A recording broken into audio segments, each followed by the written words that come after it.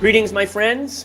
Welcome to Magnificence in Motion. My name is David McLeod. I am your life mastery coach, and I am delighted because we're going to have a really powerful conversation today about speaking truth. Now, I'll get into that in a moment. First thing I want to tell you is I want to remind you about my website, magnificence.com. And the reason I want to bring that up is because I host all of these episodes on that website. It's also a training website, life mastery school, if you like. I got all kinds of courses on there. I got streams of content. I got all kinds of good stuff that you would be interested in checking out, I'm sure, if you're interested in this particular program. So just head over there at some point. It's magnificence.com. And I would love it if you would sign up for a membership there and maybe participate in some of the classes and streams and share your perspective. So let's get into it. Today, this is Magnificence in Motion, episode number 10. The title is Speak Truth, Deepen Connections.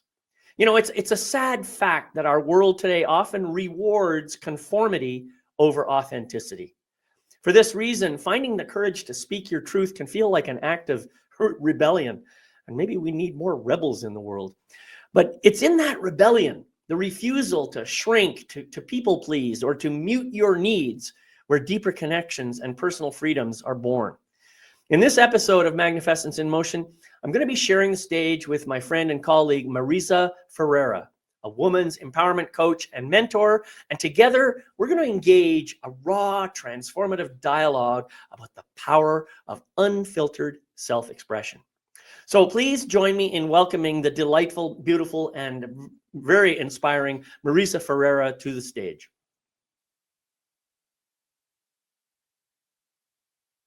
And Hello, you're unmuted. everybody. I'm unmuted. Hi, David. So I think I asked you about joining me. It's been a couple of months at least since we started talking about this. And I love this idea of speaking truth and deepening connections. I like how you brought those two ideas together. And I'd like to know where you're coming from with that. What was it about your life that led you to understand that somehow these two concepts combine? That's a great question and a great place to start, David. For me, the source of all of this came from the childhood that I experienced. Like many people, I experienced a lot of physical and emotional abuse. It was a very traumatic upbringing. And so I learned at a very young age that it was safer to just, keep quiet and be invisible than it was to speak at all. Forget about just speaking truth. I just didn't want to speak at all. And as I grew up and became a young adult, I started to realize that I didn't have any real connections with anybody because I had built this, protective wall in front of me. And so I couldn't feel anything. I was really numbed out. And so I started to get some help. I went to counseling. I read a lot of self-help books. And I learned over the years, and I've been, working on myself for over 40 years, maybe over 45 now. And what I've learned is that the more I was able to gain the confidence to speak my truth and to be authentic in my communication with others in a loving way, the better quality relationships I had and the deeper connections I made. And so I decided to start helping other people that want the same thing to be able to experience it as well, if that's their desire. Yeah, that's great. And the way you describe your journey, I feel myself resonating on different parts of it. And I'm sure that the folks who are here live today have their own experience and have some kinds of similar episodes and conditions and circumstances in their lives. And by the way, I just want to say thank you to all of you who have showed up at the live presentation. Thank you for being here. I really appreciate it. Feel free to put your comments, questions into the chat, and we'll do our best to address those as we progress. One thing you said, Marisa, that I found interesting was you said you qualified speaking my truth gently, I think you said, or with in a loving way, compassion. in a loving way, in a loving way, which is compassionate. Right. And I want to address that because Sure. While I agree with you that there's always a compassionate and gentle way of sharing something, We don't have to deal in, what do they call it? Brutal honesty. I mean, we don't have to deliver it that way. Mhm. But I still believe firmly in my heart that brutal honesty is still better than not speaking at all and lying. You know, Mhm. it may not be always pleasant to hear when somebody is just, very raw, unedited, and maybe a little emotional, rough around the edges kind of thing. I think that is still better than withholding and lying. And so what I would encourage people to do, you got to start somewhere. Mhm. So don't try to be perfectly polished with what you do Exactly. right now. If you're not sure how to do it, the best you can do is just pause, take a breath, and say, okay, I have to say something that feels true and genuine to me, and I'm going to do my best to say it without hurting your feelings, but here it Mhm. is. Yes. That's Yes. what I think all of us need to learn to do. And we all have to start somewhere, right? Mhm. Mhm. And I understand what you're saying, because many times people like me didn't say anything at all, right? Just to keep the peace and to avoid conflict. And so sometimes what happens when we start to speak our truth, we go from one end of the pendulum to the other. So we go from complete silence to just projecting a Blurt. lot of yeah, Yeah. anger and rage and everything else. And it's not, I mean, although it may appear to be healthier than keeping quiet, it may even be healthier to not blurt it out to people, but blurt it out on paper. Get it out verbally. If you have to go into a forest or a park where there's nobody around and start screaming it out, that's a healthy way of still releasing it from your body, so you're not holding it inside.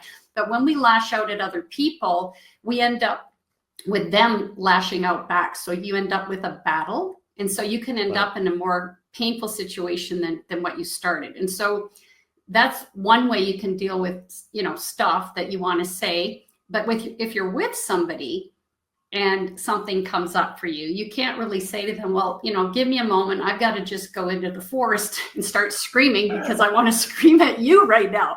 Right. But you still can take a pause. You can just say and be responsible for what you're feeling. You can say, you know what, I'm feeling a lot of anger coming up within me right now. And a part of me just wants to start screaming at you, but I know that's not going to be helpful. So I'm going to choose instead to leave and go and take care of this for myself. And then I'll come back and we can talk or hang up or end a conversation, depending if it's in person or on a phone. That way we're taking responsibility for our own feelings and emotions. We do some inner work that we need to kind of release it, and then we can come back and talk in a more calm and compassionate way. We can't do that when we're in it. It's not Right. even possible. We don't even have access. It's already been proven scientifically that we have no access to our intelligence when we're in an emotional state. It's like Yeah. gonzo, right? And that's why people, when they get into these heated arguments, you'll often hear one say to the other, you're acting like a child, stop acting like a child. Well, the problem is we go into that child state and it's like, Right. we don't have control in that moment.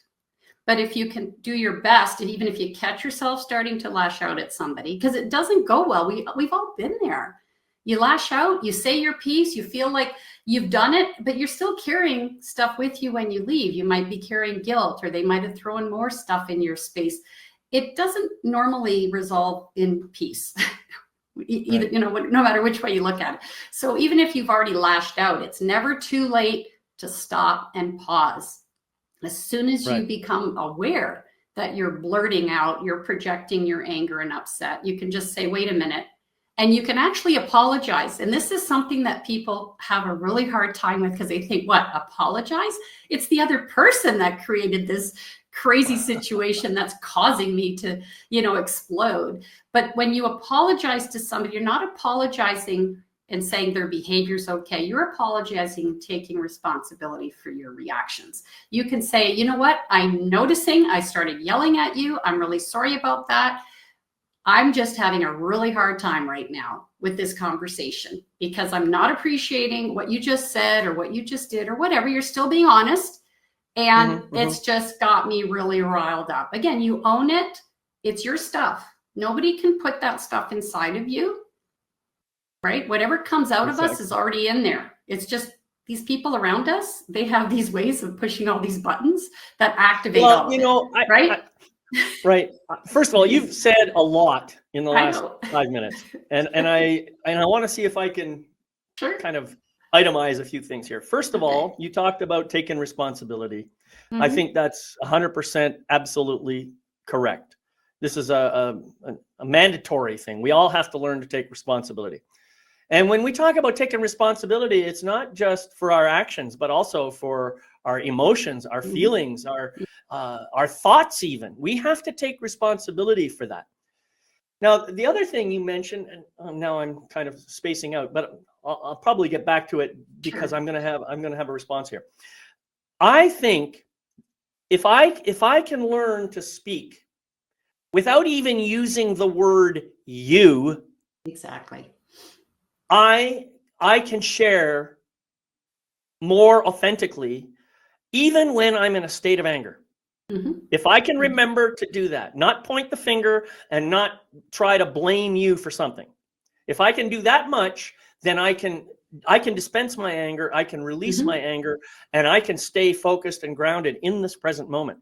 And so, Mhm. for example, I might be saying to you, you know, Marisa, I notice that I'm having a lot of anger about this issue right now. And maybe it's too strong for me to stay in this room, but maybe I can just process. If you'll give me a moment, I'd like to do some deep breaths. But I want to take responsibility for this anger, and I want to deal with it in a way that doesn't cause harm to you or anybody else, or to me for that matter. Excellent. You Love know. it. So here's why the anger was coming up. I noticed when you said X, Y, Z, when you did A, B, C, I had a reaction inside. Mhm. This reaction, I now realize, is associated with something my mom did Excellent. when I was 5 years old. I remember her using almost exactly the same words, exactly the same motions. And so what I was seeing my mother when I was listening to you, and I was reacting to that. Now, most people are aware of this on a very, very subtle level, but unless you've done some shadow work and you've Mhm. gone into the depths, you might not be aware. You might not have the words to say that right away. Mhm. That's fine. You don't have to be. Remember, we all have to start somewhere, as I said at the Yeah. beginning. So Mhm. if I can get that far, all of a sudden, immediately, you probably take a breath and say, "Oh, wow, that's amazing that he has that much awareness." And now I can go a step further and I can say, I really don't want to be projecting my mother onto you. And I'm not asking you to change because that's not your job. This is my issue that I'm dealing with. Mhm. Mhm. I'm just telling you so that you can be aware. Maybe if this shows up again sometime and I'm not quite so aware, you can gently remind me about it or something. Yes. See, and this Oh, is an important thing. You know, you also mentioned, and I think this is really, really critical. You have no control over my emotions. exactly. Zero. And I don't care. People talk about, well, they can push buttons and they can, sure. Yes. Those are just behaviors that those people engage in. That's all Mhm. they do. But there are no buttons. There are only triggers, and they're all inside here. Mhm. So you can choose to let those triggers get fired if you want to, or you can take a deep breath, recognize that this is just another person engaging in his or her behavior. And if you don't like that behavior, you can speak up about it. You can say, this is not working for me. You can do whatever you want. You may even decide at some point, I need to terminate this relationship Mhm. because And I can I? see Yeah. nothing's going to change and I have to take care of myself. Yes, and that is definitely a possibility at times. But I just wanted to mention one thing when you talked about the buttons and the triggers, because another thing that I like to help people understand is that when we are triggered because of what somebody says or doesn't say that we wanted them to say, right? Because it's not always about what they say, it's about what they're not saying that will what that makes us Sure. think certain things, and also behaviors. It's not just what they do, but what they don't do that we want them to or expect them to, right? But Right. when we get triggered and we feel that upset that's inside of us, I like to people to shift their perspective on that and recognize that these are incredible opportunities for healing, because that person is actually a gift in that moment, showing you, reflecting the mirror, exactly what issues you have not resolved yet. That, and you call it shadow work, people have different words for it, but inner healing work, that gives you some clues that, oh, okay, so that's not quite gone yet. Because sometimes we think, okay, I'm sure I'm not the only one that's had this experience, that I really believe I've really dealt with a particular core wound or whatever, that it's, I've worked on it for years, it's gone. And then something happens and it gets reactivated. And I'm like, really? Like, is it still there? Like, how deep do you have to go already? Like, sometimes it can feel really frustrating, or even hopefully not depressing, but it can be discouraging sometimes when we do a lot of work on ourselves and then we still find ourselves getting pushed with these buttons and triggers and everything else.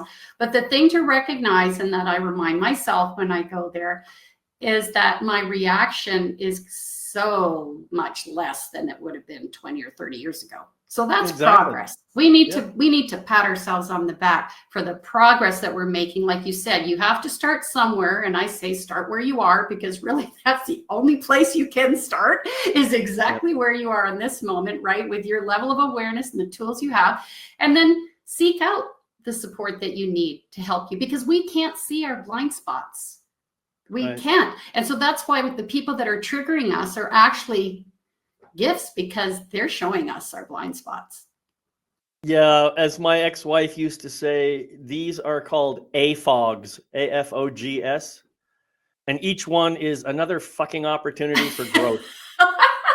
I haven't heard that one before, but you know what? I know it's not fun to have to listen to that sometimes, because our ego is so strong. Exactly. It wants us to just be right, and we don't want to have to go there, and we want to defend and all that stuff. But in the end, when we follow the ego path, it never leads us to where we really want to be. That's exactly right. It just doesn't. It leads to more pain and suffering. Says, progress, not perfection. Absolutely. And of course, I happen to think that whatever is perfect right now. Yes. I didn't always think that way, but I do now. And it's taken me a lot of years of personal growth work and meditation and stuff to understand that this moment right here, right now is absolutely perfect. No matter what's going on, no matter how it may appear to my ego mind, no matter what kind of turmoil my body or my emotions might be in, it's perfect. Because it's a part of the life experience. And the life experience really is all about me. Well, I can't speak for everybody, but that's why I use my I statements.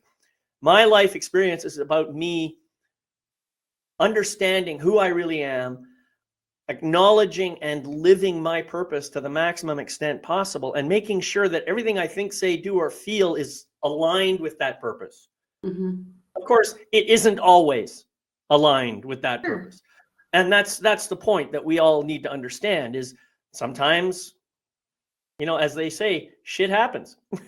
We have people in our lives who do things and we have reactions to it. And 99.9% of the time, that reaction has to do with the ego mind, the story that's up here.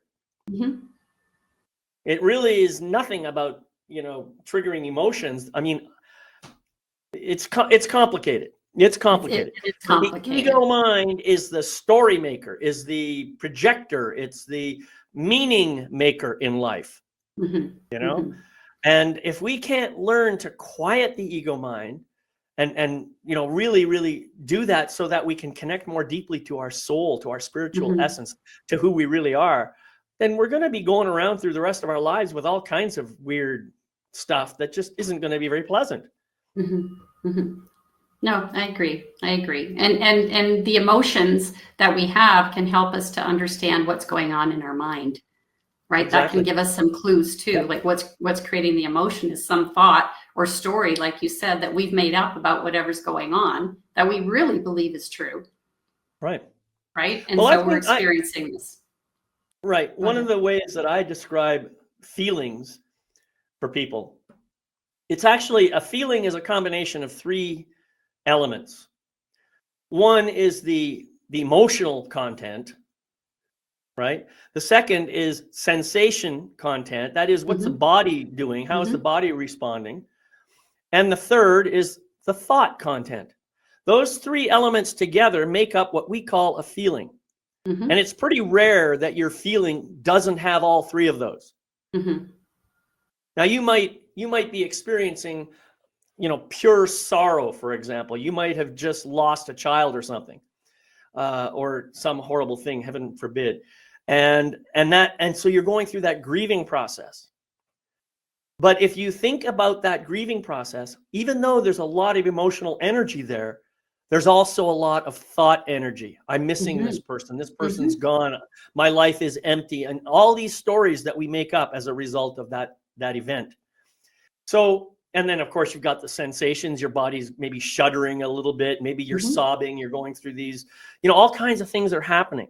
So this is what I mean when I say a feeling is a combination of those things, those three things. So we use the word or the phrase I feel to describe all kinds of things that really have nothing to do with emotion and everything to do with thought. I feel that, I feel as if, I feel like. These are such common phrases, and they aren't feelings at all. They're thoughts. Yeah, it's totally true. And that's something that we've been taught to speak like that, right? That's right. I mean, we've been taught that that's what feelings are, and we've heard all the people around us speaking like that. And it's a really challenging at the beginning, because I became a connection practice certified coach, and we talk about feelings and needs. That's a big part of the process, helping people understand feelings and their feelings and the unmet needs. And that was one of the things we were trained in, is that when somebody starts to say, I feel like, that is not a feeling. Exactly. So it's like, so one way that you can, a question you can ask yourself, and that I ask other people, and they say, well, I feel like this person doesn't care about me, for example, right? And if I say, well, when you experience this person not caring about you, what feelings come up for you? So it's not, you kind of shift, it's just a slight little shift there, but it helps them to recognize when that experience is happening, where you're experiencing someone being uncaring, what feeling do you have? And then they can tap into the actual feeling. Right. And the thought, what are they making it mean? Like you said, they're all connected. Exactly. They're all connected. I love this conversation because, so many times I remember doing work with men in men's groups and stuff, and I'd hear men say stuff like that. And we had this process called a clearing process. I could clear my energy with another man, let's say. And I would hear someone say, I feel like I'm feeling rejected. There's a good one. And, it sounds like a innocuous enough statement. I'm feeling rejected. But what are you really saying? What you're saying is, somebody is rejecting me, and right now I'm pointing the finger at you because I'm talking to you. I'm feeling rejected. I'm feeling abandoned. I'm feeling ignored. Those words that we use in the past participle form with I feel in front of it are just judgments of the other person. That's what they are. And if you can catch them, if I can say to you, Marisa, I'm feeling ignored right now. Oh, I just caught that. I am feeling frustrated and angry because I have this story in my head that you're ignoring me, that you haven't been paying enough attention to me. Yes. Now that is more aligned with the truth. Now, when I say it to you that way, it's a whole different way to react. If I tell you I'm feeling ignored, your immediate response is, well, I'm not ignoring you. Exactly. Yeah, it goes into defense. And you're right. And it takes time for us to retrain ourselves in communicating in a completely different way. It's like learning a foreign language. And it is a foreign language because we've been taught something that's completely wrong. Yeah, I know, many things. But as we learn, the people around us benefit as well, because we're teaching them how they can also start to express themselves in ways where they're taking more responsibility, where they're owning their own feelings without us preaching and saying, you need to start taking more responsibility. You need to, again, pointing the finger. As we demonstrate it ourselves, we're automatically showing others what's possible. Right. And that can It's also create those deeper connections that, that we're talking about, right? You're being authentic, but that's how you create the deeper connections, when we help each other to be able to get more clear on our own responsibilities, what we're thinking, feeling, stories we're making up, all of that, and how we can support each other when we're moving through difficult processes and difficult situations. Yeah, it's amazing. And earlier on, you were talking about having these situations where you're really angry and you can't really communicate from that place. One of the things that I have learned in my life is the only time I really get angry is when I have refused to allow myself to speak up when it was small, when it was really insignificant. I told myself when it was really small and insignificant, oh, this is nothing. I'd be so petty to bring this up. I'd be such a pain in the ass to bring this up. I'm judging myself, right? And so I don't say anything. And then a little later, something else happens. Maybe it's a repeat of the same thing. Maybe it's a completely different small point, and the same story starts. Meanwhile, what have I done? I have avoided telling you something that I think is important, for us to have a healthy relationship. And what I've done is I've kind of withheld it. I've withheld a piece of truth. And that's just a tiny little thing. I'll just put it down there on the floor and just keep it out of the way. Then the second one happens, and I put that down beside the one that's there. Pretty soon, we have this wall of bricks that I've built up. Yes. The wall that you were talking about. Well, if all I did was talk about that very first thing, 90% of those other bricks wouldn't even have shown up. Yes. And so I've learned a process that I do now frequently. It's called sharing a withhold. And it's really, really simple. Anybody can do this. It's a trivial exercise. Marisa, I have a withhold I'd like to share with you. Are you in a place where you could hear what I have to say? Yes. I'm playing with you. Well, I know, but you might say, I'm kind of busy right now. Can I get back to you? Sure. Whatever. Just tell me the truth. That's what's true for you. If you say yes, then I can say about this tiny little thing. Marisa, I noticed that, you came in the house and you just tossed your jacket on the chair, and then it just kind of stayed there, and I ended up having to hang it up. It kind of bugged me. It reminded me of when I was a kid. My mom always used to nag me about moving clothes and all this kind of stuff. And I just wanted to share that with you. And now you may or may not have a response. You may say, wow, thank you for sharing that with me. And that's all you need to say. In fact, you don't even need to say that. You could just say, thanks for the input. You may decide to respond and say, you're right. I did toss my jacket on the chair, and I probably should have hung it up. And thank you for the reminder. Now, what's happened here is we've had a communication of an uncomfortable truth. Uncomfortable because I had all this story about if I bring this up, she's just going to think I'm an asshole, blah, blah, blah, blah, blah. And this is kind of what we have to do. We have to take it, stand up, take responsibility, and share that little tiny itsy bitsy meaningless little withhold right now before it grows into a wall. Yeah, I totally agree, David. And I believe that's why the relationship I have with my husband is as amazing as it is after over 20 years, because from the beginning of this relationship, which wasn't the same with my marriage of 10 years prior, I made that decision, that commitment from the get-go, that we were going to communicate every little itsy bitsy teeny weeny thing, so that it wouldn't be, I called in our space, right? Because I said, you can tell when there's something in the space between you and somebody else. You can feel this energy block. You've described it as a brick wall. I talk about sweeping things under the rug like a little speck of dust, because you said, why do you want to make a big deal? It's not a big deal. But I explained to he wasn't my husband at the time. I said, it's been my experience that with relationships, exactly what you said, when you don't speak the little things, they get bigger and bigger and bigger. And then you start to experience resentment, and then projection and anger and all this stuff. And that's why sometimes when somebody reacts in a really strong way to something really small, it can be really surprising, because you're like, that was such a little thing. But it wasn't that little thing. It was that little thing that broke the camel's back. Exactly right. It was that little thing that was piled up on top of all the other little things. Exactly. So what I like to tell people is to create agreements with the people close to you, the people that you care about.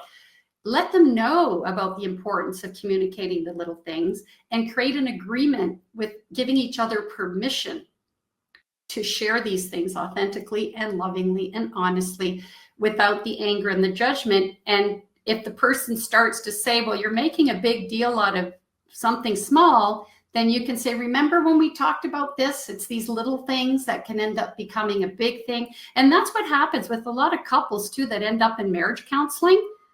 They have got the brick wall. They have got the mountain out of the little specks of dust that built this mountain, because they didn't communicate. And it's sometimes it's never too late, but it's a lot harder when the hill's been, built, or the wall's been built, but you can still break it down brick by brick. But why not start fresh? Start today.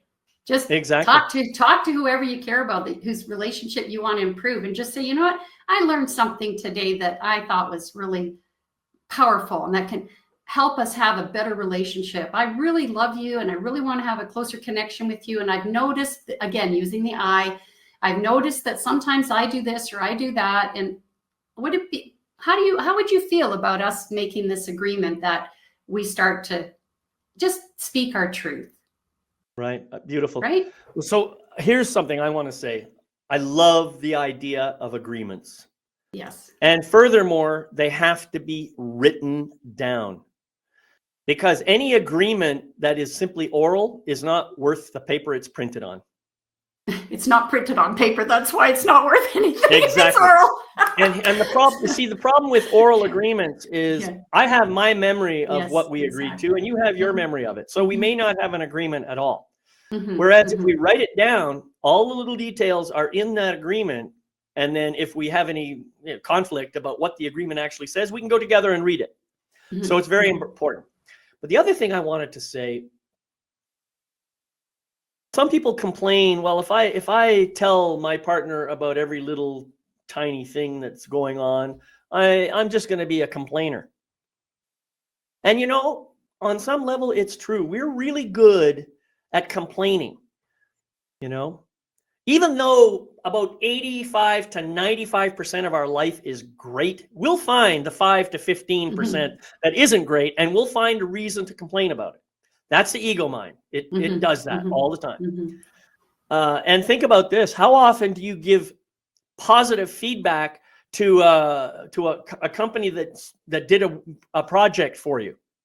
If you have any problems, you'll sure tell them about it. But how often do you tell them, this was absolutely fantastic? So with that in mind, I just want to remind people that most of your life is great. And most of the time, your partner in life is great.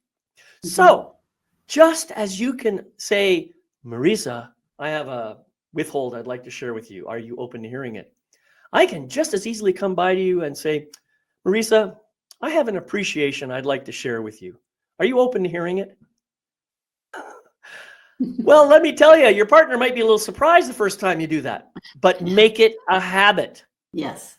And here I might say something, I might have to dig a little bit, but maybe it is something really deep. Maybe it's something like, Marisa, I wish to share with you how much I appreciate the way you communicate with me, the way you share your truth from a place of love and authenticity and honesty. I feel really cared for. I feel really loved. And I'm just very genuinely grateful that we have this kind of communication. Doesn't have, that was a little bit deep. That was kind of heartfelt, but I could just as easily have said, Marisa, I have an appreciation I'd like to share with you. Are you open to hearing it? You say, yes, of course. I love appreciations. Yes. And I say, well, I want to just say, I really appreciate the time and energy you put into cooking dinner tonight. Mhm. It was awesome as always, but I just love that you put so much of yourself into the meal, and it just feels delicious. So thank you. I mean, we can do this. Yes, yes, we can. And we do it often. Well, maybe we don't. Now, in the later years, parents were taught to do this with children, right? To help them to build their self-esteem and their self-confidence, to share positive things. And it's not treating someone like a child when we do that. I mean, Randy and I, my husband, we do that with each other constantly. We don't use the same words that you do. I just say to him, wow, I just really appreciate fill in the blank. Or he'll say the same thing several times a day, because we both are doing things for one another and for our relationship that is wonderful. So why not acknowledge them all? Just like the little things, right? We can acknowledge the little things that are wonderful instead of ignoring the little things that aren't. Well, here's part of the reason that I recommend the method that I suggest. Very often, when I wish to share something with someone, if I just blurt it out, I have no way of knowing whether that person even heard me or was paying attention. Mhm. When I start with, I have something I'd like to share with Yes. you. Are you open to hearing it? And that person says yes. Now I know he or she is ready to hear it. Yes. And this is another side of it. How often do you get told, thank you for something, or I really appreciate that, and you say, oh, never mind, it was nothing. Yeah. Never, ever, ever, ever, ever do that. Yeah.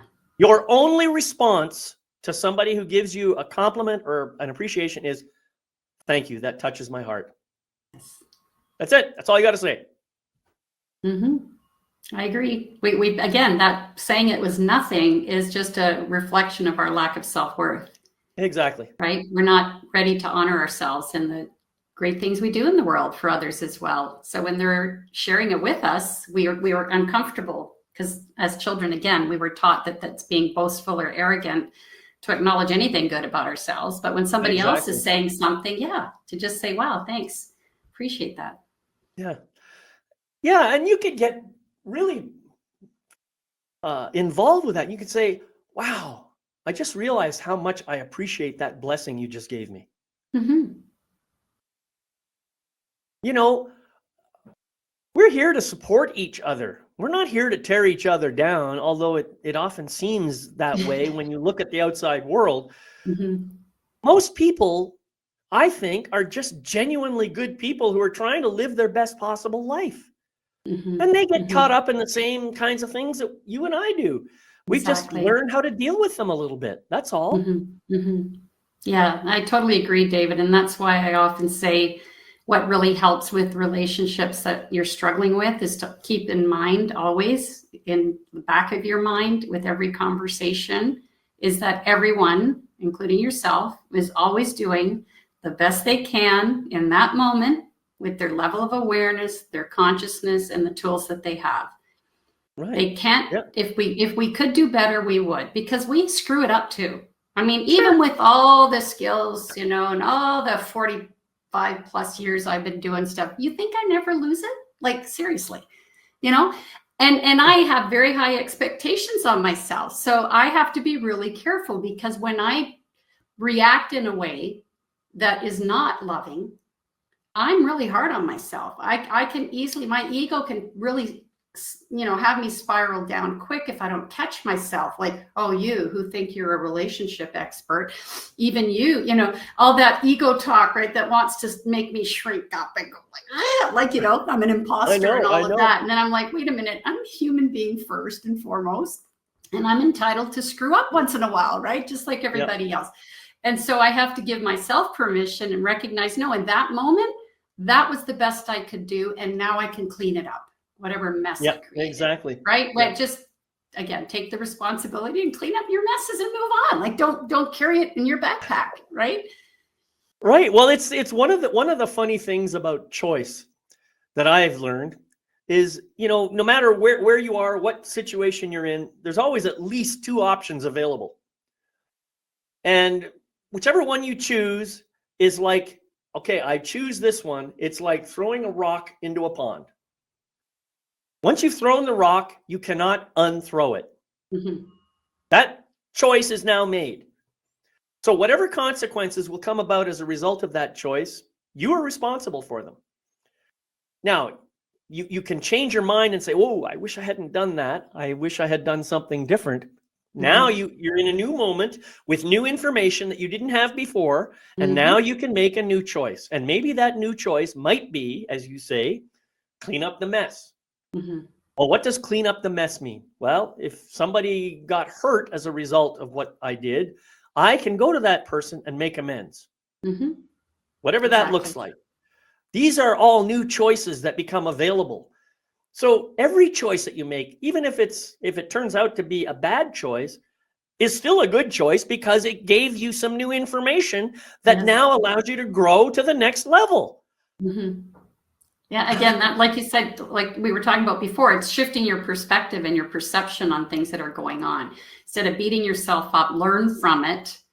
And how can I use this new information, as you're saying, in a way that's going to be supportive of me and the person or the relationship or the situation that I'm in? How can I make it work for everybody? Right? Exactly. Mine too. And that's another important thing when it comes to relationships, not just with a significant other, any relationship that's important to you, is to be really clear with each other that the relationship is really important to you. Like when we remember that, and we know and we really believe that the other person places high value on their relationship with us, then that helps when we're experiencing conflict as well, to remember that, okay, we might be going through a bit of a rough patch, but on a deeper level, we're going to get through this like we have before. And this person really does care about me, even though it doesn't feel like it in this moment, right? It might not, but just to kind of have that, sometimes just having that conversation with ourselves in a moment can make a big difference too. Changing the story in our mind as we're experiencing something that we're not enjoying, if that makes any sense. Because that's where we have power, right? That's where we have the power. Because if we keep with the story of, oh, well, he obviously doesn't care because he wouldn't be saying this, that, and the other thing, or he would be doing this for me if he really loved me, you know, that kind of stuff. You can just say, okay, if he's not doing this right now, there's something else going on. This has nothing to do with his love for me or her love for me, right? So changing our story in the midst of something that's going on can help us to calm down. And sometimes we might need to just pause to be able to do that, right? The pause is so important. Like you said before, also, if you're in a situation, I just need a moment to pull myself together, or I need a moment because I'm noticing whatever you're noticing. And I really want this conversation to be peaceful and to move in a direction that's supporting both of us. So just give me a moment. Like, that's okay. Instead of just getting all caught up in it and then everything blows up and the next thing you know, there's slamming doors or people are walking out the door and I've been there too. Me too. I wish I could say I haven't been, but I have. There. Yeah, not so much now, but in the past, boy, oh boy, I could get really heated up quick. And you know, that's not a bad thing. That's just part of your expression in this life form. Yeah. You were talking a few minutes ago about how sometimes you get your ego and it gets you spiraling into a descent. Well, I bet everybody on this call and anybody who's watching the video who has had that experience too. What I have noticed over the years as I've gotten better at controlling this, sometimes the ego goes and I'm caught up in the drama of what the ego is doing and I don't realize it right away. And then all of a sudden I say, oh, look at that. I am in a new drama featuring my ego mind as the starring partner. And if I could stop it, then I'll say, thank you so much for this perspective. I really do appreciate it. I honestly do appreciate it. I understand that you're trying to keep me safe. I understand you're trying to protect me from things that have happened in the past and you don't want to see those happen again. I get it. And I totally appreciate that you do that. And I've got it now. I'm an adult. I'm an adult now. I have adult powers. I'm capable of doing this.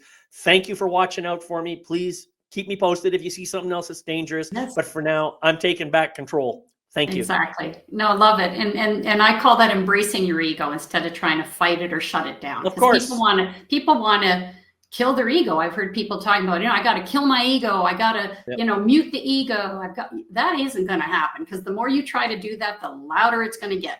So when you embrace it and say the kinds of things that you just mentioned, tames the ego. And it's like, Yeah, I did a I'm being blog post on that. appreciated, right? Yeah. Yeah, I did a blog post on that very subject for my Life Mastery Soul Memos. I think it was like 2 episodes ago, on embracing the ego. I think it was what it was Yes. called. Okay. But that's something that I teach all my clients. Sure. I think it's extremely important. Yeah. It is. Love the ego Yes. rather than trying to hate it or to destroy it or any of that stuff. You can embrace the ego, you can love it, and you can make a friend out of it so that it becomes like a co-pilot on your journey rather than the commander in chief who destroys everything. Yes. And an ally that can help you instead of trying to hurt you. Yeah. Yeah. And when we can understand that the ego is really not trying to destroy stuff, it's just trying to keep control of the situation, and it's trying to keep what's the word I want to say here? It's trying to keep everything under control so that I am safe. That's ultimately the bottom line. And of course, nothing can be controlled because everything is beyond our control, right? So all we can do as individuals is maybe, well, I don't even know that I can control my emotions, but I can certainly decide how I'm going to respond to them. Yes, yes. You know? Exactly. Because they're just going to happen, right? Emotions are automatic things that happen. And it's important to honor our emotions too. And again, just like we need to embrace the ego, we need to embrace our emotions, even when they're emotions of anger and resentment and all of that. If we try to repress that and push it down, it does come out in very destructive ways. It doesn't go away. Yeah. Right? So it's important to love all of our emotions and to learn from them and make choices as a result of our awareness of them. Yeah. Right. Yeah. And so all of this really boils down to learning to accept all of who we are, you know, all in our physical form and in our spiritual form, and then just embrace it, love it, and allow ourselves to express it in a way that illuminates and elevates the rest of the world. Absolutely. And we're never going to learn how to do that until we start. We try, you know? One step at a time, step at a time, and acknowledge every step, even if it feels like, even when you take steps backwards, because that's going to happen too, right? Embrace that too and love that as part of the journey. It's all okay. Well, there are plenty of times when a backward step is exactly what's called for. Exactly. For example, when you step into a heavy traffic and don't realize it. Yes, exactly. Good idea to back up. Exactly. I like that. That's a great analogy. You know, so one of the topic points that you had brought up was this idea of the ripple effect of your voice. I want to talk about that because I think that's a powerful segment. What's your perspective on that? The ripple effect of speaking our truth. Is that what you mean? Yeah.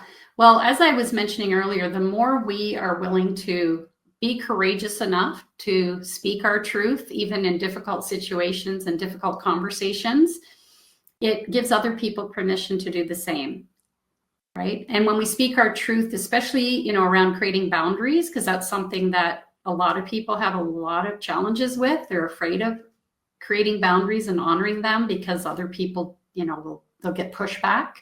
But when we communicate them and honor them, then other people also get to learn from that and realize that it's okay for them to have boundaries too. So when we speak our truth, we give permission to others to speak their truth.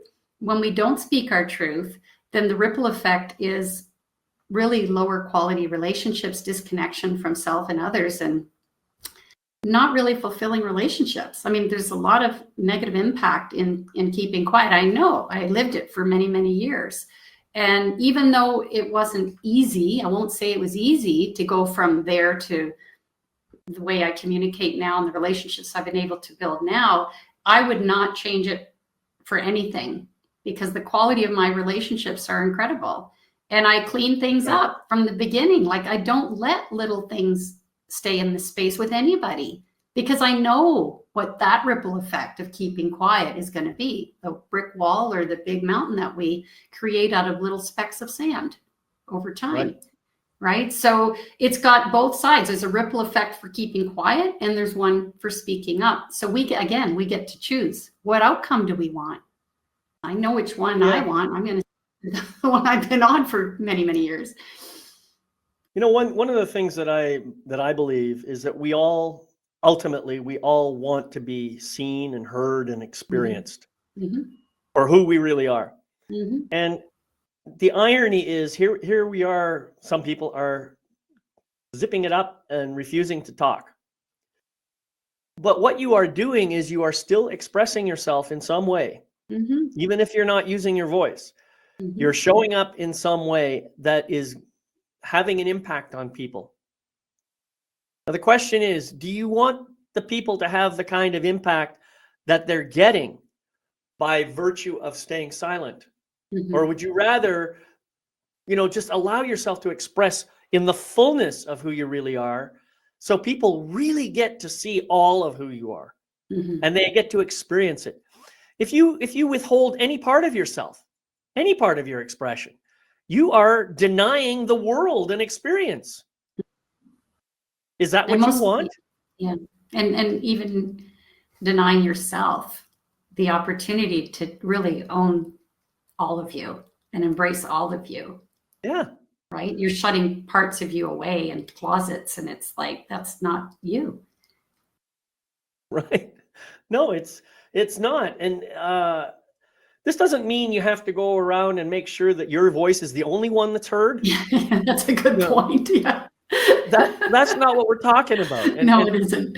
It's just stepping into the whatever fear you might have about speaking your truth and allowing yourself to experience that fear briefly, express the truth, and then see what happens.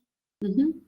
I think, yeah, I mean, there may be a time when you are asked to speak for a long time. Okay, great. When that happens, embrace it and do it what feels right for you. Mm-hmm. But there are times when it's okay to stay silent too. Yeah. Just allow your presence to speak for itself. Mm-hmm. Mm-hmm. That reminds me of something someone said once when I was involved in a group conversation, and the facilitator, I can't remember the topic of conversation, but the facilitator said, speak when you feel called to speak. And your heart knows.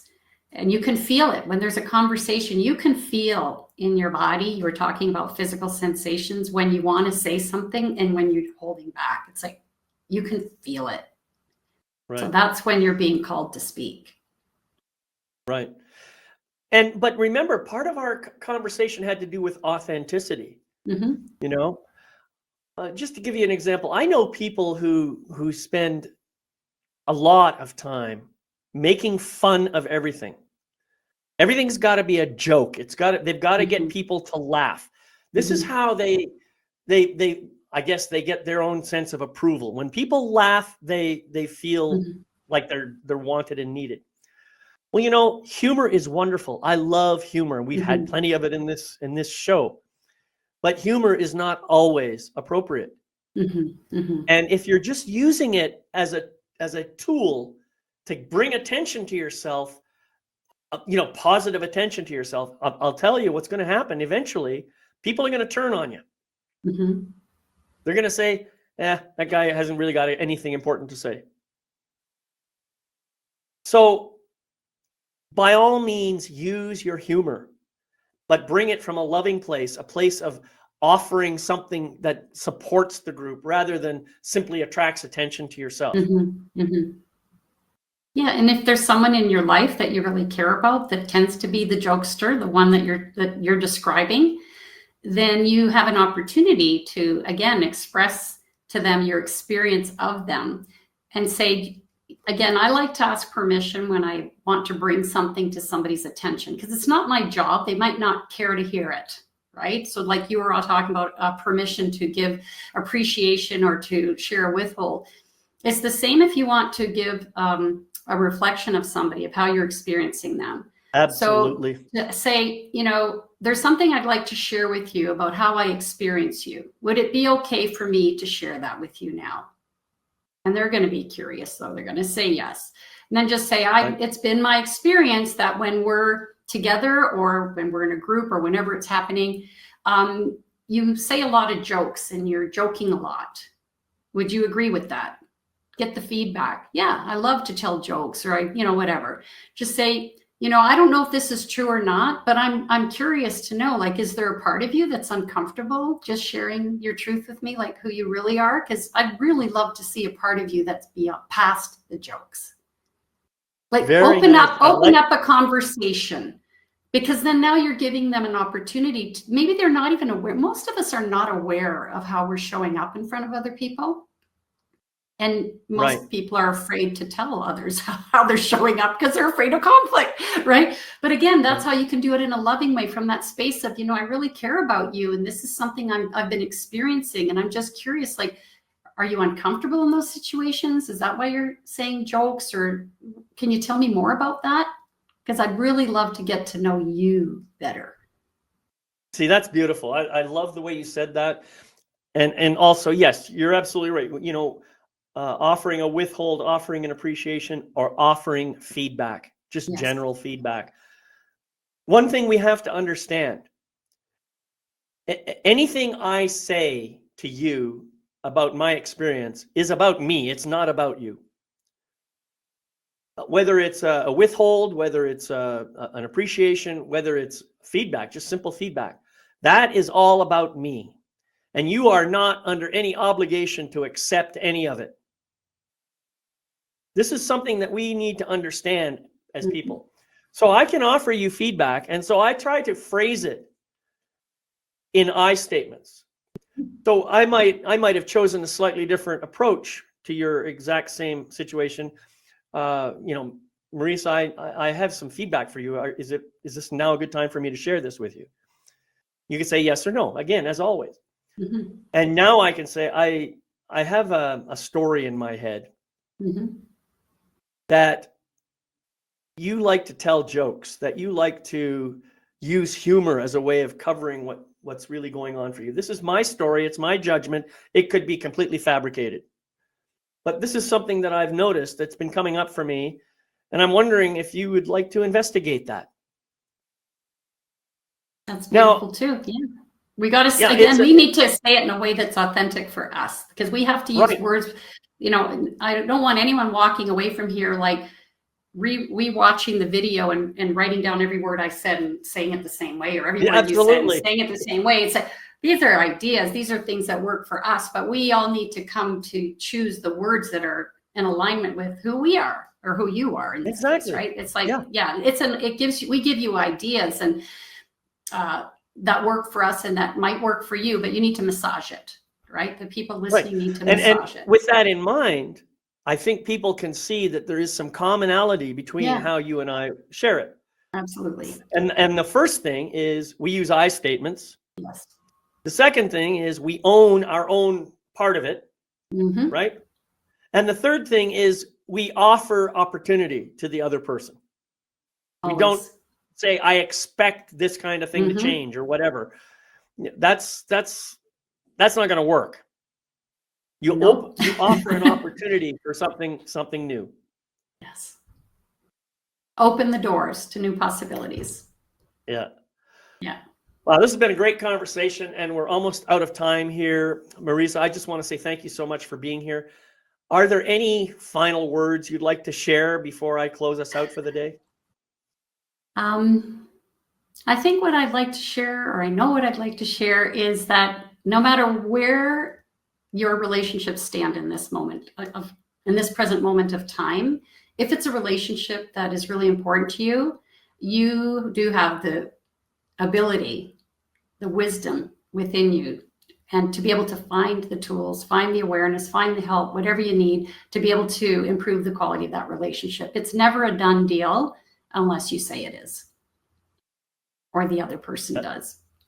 Right. That's right. Right. There's always possibilities. There's always possibilities for things to improve.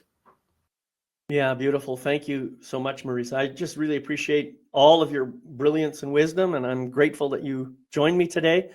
I want to thank the folks who showed up for the live presentation. There was lots of comments on there. I really appreciated it. And I just want to tell everybody, The recording of this and every other episode of this program is on my website at magnificence.com. So please go check that out. And before we close out, I just want to offer you my life mastery mantra as a way of something you can do on a daily basis just to keep yourself elevated and centered and grounded. And it's real simple. It goes like this: 3 sentences. I gratefully forgive the imperfect being I have been in the past. I gratefully accept the magnificent being I am right now. I gratefully welcome the evolved being I am becoming in each new moment. So, thank you all for being here. This is, once again, David McLeod, your Life Mastery Coach, wishing you love, light, and blessings on your continuing journey. I'll see you next time on Magnificence in Motion. Bye-bye.